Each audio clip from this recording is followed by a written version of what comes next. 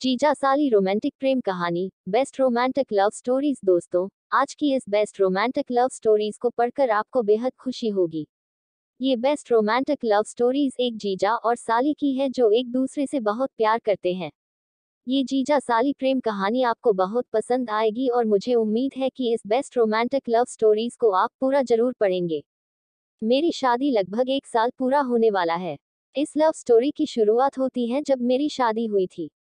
जब मैं पहली बार दूल्हा बनकर ससुराल पहुंचा, तब मैंने थोड़ी देर तक अपनी नजर उठाकर किसी की तरफ भी नहीं देखा। मैं कुर्सी पर बैठा हुआ था और मेरे चारों तरफ कुछ रिश्तेदार बैठे हुए थे। तभी अचानक मेरी नजर मेरे सामने खड़ी एक लड़की पर पड़ती है। वह लड़की मुझे देखकर मंद मंद हंस रही थी। उस समय मैं दूल्हा बना हुआ था, इसलिए सोच रहा था कि मेरे कपड़े या ललाट पर लगे हुए टीके में कोई गलती है। तभी मैंने अपने जीजाजी को पास बुलाया और कहा, मेरे कपड़े तथा ललाट पर लगा हुआ टीका सही है या नहीं। तब जीजाजी ने जवाब, सब कुछ ठीक है, एकदम मस्त लग रहे हो। Best romantic love stories. थोड़ी देर बाद जब मैं मंडप के नीचे जाकर बैठा, उसी समय वह लड़की मेरे पीछे आकर बैठ गई। थोड़ी देर चुपचाप बैठने के बाद वह मुझसे छेड़छाड़ करने लग गई। पहली बार ससुराल जाने की वजह से मैं उस लड़की से कुछ भी नहीं कह पा रहा था। काफी देर छेड़छाड़ तथा मजाक करने के बाद मैं उस लड़की से कहता हूँ, अगर आपको मैं अधिक पसंद हूँ तो आप भी मुझसे ही शादी कर लो। इतने में वह लड़की मुझसे कहती है, अगर मैं आपसे शादी कर लूंगी तो मेरी बड़ी बहन से शादी कौन करेगा। फिर मुझे पता चला कि यह लड़की रिश्ते में मेरी साली लगती है। काफी देर मजाक वाली बातचीत करने के बाद मैं उस लड़की से उसका नाम पूछता हूँ। तब वह लड़की जवाब देती है कि मेरा नाम संजना है। थोड़ी देर बाद शादी की रस्में शुरू हो जाती है। शादी के बाद से मेरी और संजना की काफी जान पहचान हो जाती है। रिश्ते में साली लगने की वजह से वह मेरा मोबाइल नंबर ले लेती हैं। Best romantic love stories. शादी की सारी रस्में पूरी हो जाने के बाद अगले दिन मैं अपनी पत्नी को लेकर अपने घर पहुंच गया। पत्नी के साथ रोमांस करने के लगभग 3 दिन बाद मैं अपनी पत्नी को घर वालों से मिलाने की रस्में पूरी करने के लिए ससुराल ले जाता हूँ। मैं वहां जाकर चुपचाप कमरे के अंदर बैठा हुआ था, तभी संजना मेरे पास आकर बैठ जाती है। संजना मुझसे बातें करने लग जाती हैं। थोड़ी देर बातचीत करने के बाद वह मुझसे मजाक के दौरान अपनी बहन के बारे में पूछने लगती हैं। आपको बता दूं कि संजना मेरी पत्नी की छोटी बहन है, जो रिश्ते में मेरी साली लगती है। संजना मजाक के दौरान मुझसे गंदी बातें भी करती रहती थी। रात के समय मैं मकान की छत के ऊपर सो रहा था।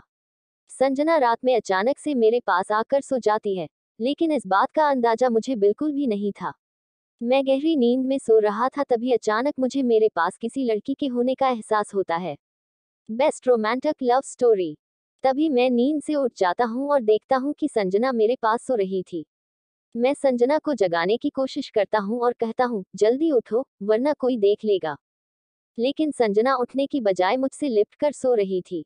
काफी देर कोशिश करने के बाद संजना नींद से उठ जाती है और मुझसे कहती है, जीजा जी आप तो मुझे सोने भी नहीं देते हो। तभी मैं कहता हूँ, शायद आपको पता नहीं है कि आप कहाँ पर सो रही हो। इसके बाद संजना ने कहा, मुझे अच्छी तरह से पता है कि मैं मकान की छत के ऊपर आपके पास सो रही हूँ। तभी मैंने कहा, आप चुपचाप नीचे जाकर सो जाओ और मुझे सोने दो। तभी संजना कहती है, मैंने मकान की छत वाले गेट को लॉक कर दिया है। अब कोई भी व्यक्ति मेरी इजाजत के बिना ऊपर नहीं आ सकता है। इतना सुनने के बाद मुझे भी थोड़ा आराम महसूस हुआ। Best romantic love stories. मैंने सोचा कोई व्यक्ति छत के ऊपर आने से पहले गेट का लॉक खोलना चाहेगा, लेकिन उसकी चाबी संजना के पास है। इसके बाद क्या था, मैं भी पूरी तरह से निडर हो गया। काफी देर तक दोनों रोमांस भरी बातें करते रहे। थोड़ी देर बाद संजना मेरे गले से लिपट जाती है और अपने दिल की सारी बातें मुझे बता देती है। इन्हीं बातों के दौरान वह मुझसे कहती है कि मैं तुमसे अपनी जान से ज्यादा प्यार करती हूँ। संजना कहती है, तुम मुझे बहुत अच्छे लगते हो, इसलिए ही मैं तुम्हारे करीब आना चाहती हूँ। इतना कहने के बाद मैं संजना को किस कर लेता हूँ। रोमांस करते समय हम दोनों मजाक भी कर रहे थे। रात के लगभग 1 बजे बज चुके थे। इसके बाद मैंने संजना से कहा, अब मुझे नींद आ रही है, इसलिए तुम भी चुपचाप सो जाओ। संजना कहती है, नहीं, आज रात भर मुझे आपके साथ रोमांस भरी बातें करनी है। Best romantic love stories. रात भर बातें करने के बाद मैंने संजना से कहा, सुबह के 5 बज गए हैं, तुम चुपचाप नीचे चली जाओ। इतना कहने के बाद संजना मुझे एक किस करके चुपचाप नीचे चली जाती है। अगले दिन मैं अपनी पत्नी को साथ लेकर अपने घर चला जाता हूँ। मुझे घर जाते हुए देखकर संजना के चेहरे से मुस्कान चली जाती है।